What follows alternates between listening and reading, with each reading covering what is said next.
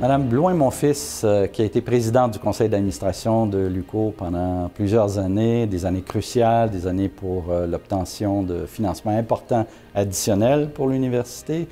Elle a présidé également des modifications importantes à notre culture interne, des changements de règlement, des changements de politique, de la gestion de crise. Toujours avec un sens aigu de la non-partisanerie, de la justice, une personne donc qui a démontré beaucoup d'équité envers tous et chacun. S'il n'y avait pas eu l'UQO, je ne serais pas allée à l'université. Alors, il faut comprendre que je suis retournée à l'université à l'âge de 38 ans avec une famille et un travail à plein temps. Et je dois vous dire que suite à ça, j'ai fait un certificat, un baccalauréat et une maîtrise.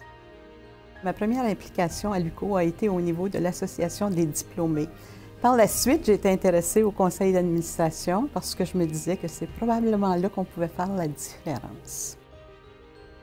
Lisette et moi avons siégé au CA de l'UQO pendant 12 ans.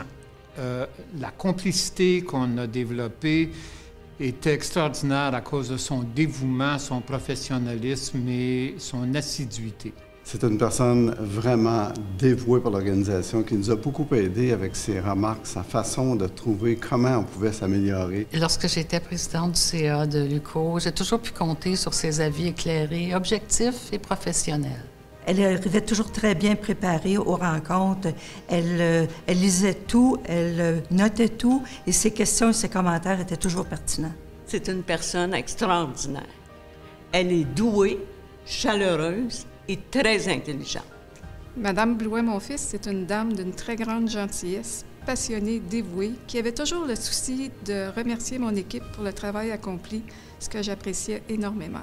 Ce qui m'a rendue particulièrement fière, s'est passé durant ma présidence au sein du conseil d'administration de l'université. Nous avons fait la première planification stratégique, planification de 5 ans, avec tableau de bord qui était public. Nous avons ouvert l'ISFOR, c'est-à-dire que l'ICAF, qui est à Ripon, est devenu l'ISFOR, qui a donné naissance au département de sciences naturelles de l'université. Je suis encore un peu impliquée à l'UQO parce qu'on m'a demandé de faire partie du comité d'orientation de la Galerie d'art de l'UQO. C'est une nouvelle galerie qui a été ouverte en 2015 et qui est là pour favoriser la recherche, la discussion avec les étudiants et les programmes en art.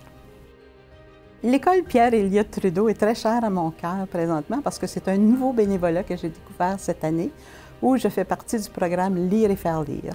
Alors, ce programme-là a comme objectif d'intéresser les enfants à la lecture et de leur faire aimer la lecture. C'est aussi une façon d'assurer les échanges intergénérations entre les enfants et les retraités. Alors, c'est un bénévolat qui me tient à cœur. Le message que j'aurais à toutes les générations qui sont présentes dans la salle, je vois mes petits-enfants, mes enfants, je vois des gens qui sont à la retraite. Tout le monde peut faire du bénévolat, peu importe à quel âge on se situe. J'ai été très surprise, mais spécialement honorée qu'on me reconnaisse comme bénévole d'honneur suite aux années que j'ai données à l'université. Et je dois vous dire que j'ai l'université tatouée au cœur.